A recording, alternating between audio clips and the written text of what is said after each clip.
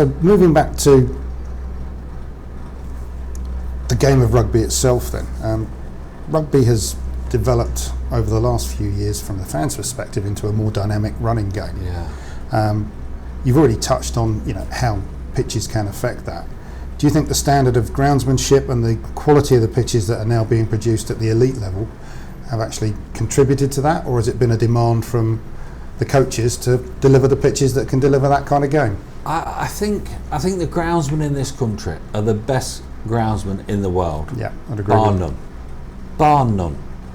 If you put a DVD on from Euro 96 and see the pitches in Euro 96, nearly 20 years ago, yeah, and the Villa, Forest, Anfield, I was at Old Trafford, Wembley, they were absolutely magnificent, game after game after game.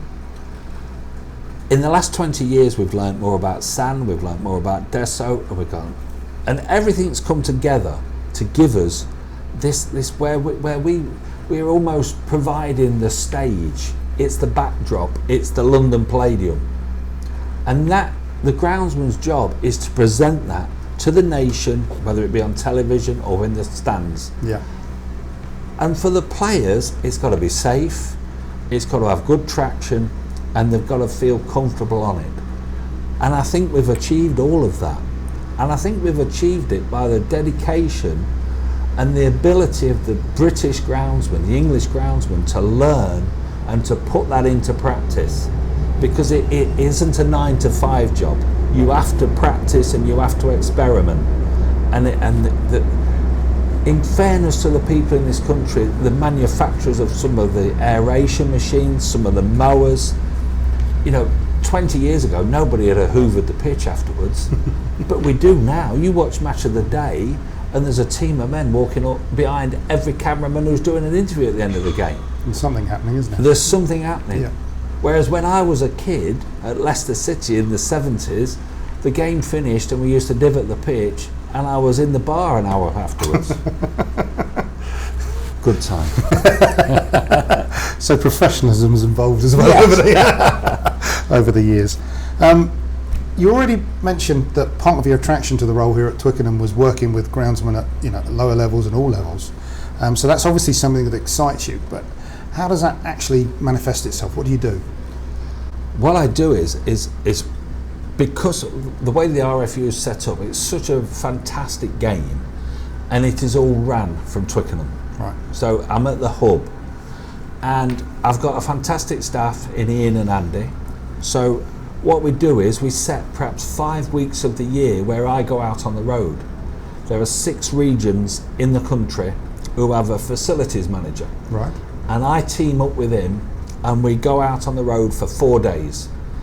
And in them 4 days we can perhaps visit 20 to 25 clubs, whether it be in Cumbria or Cornwall or Dover in Kent. And we set out that I visit as many clubs as I can in a day. And I have a whale of a time. It's hard work, but the clubs are so receptive and so appreciative of my time, and the RFUs. The RFU know where I am. Ian Ritchie, Richard Knight know where I am.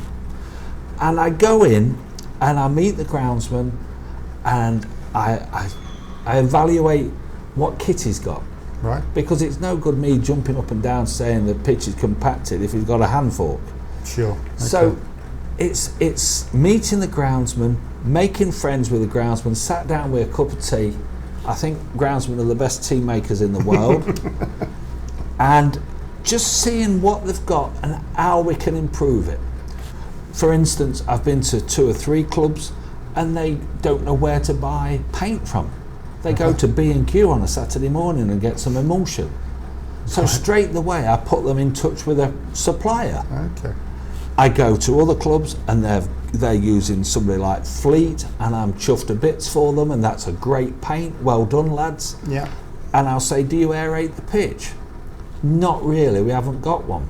Do you want to hire one in? Can we put you in contact? The pitch is full of weeds. Why don't you phone Complete Weed Control? Some of these little clubs have no comprehension of what is out there. I guess you're in the main at that level dealing with volunteers. Yes. So the volunteers are the lifeblood of our game. Yeah. And we've just created a Groundsman's Connect where they can email a request in a question, a daft question. Where would you get a bag of seed from at this time of the year?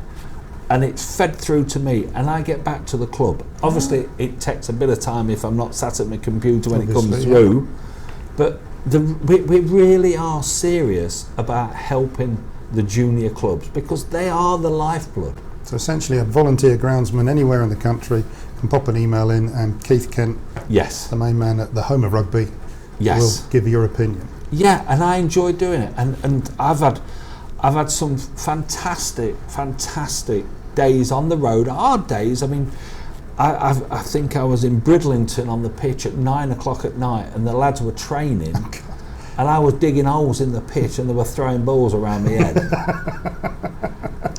And on another occasion we were in Durham and it was the January and it had been chucking it down with rain and we'd been all the way up to Berwick-on-Tweed to start the day.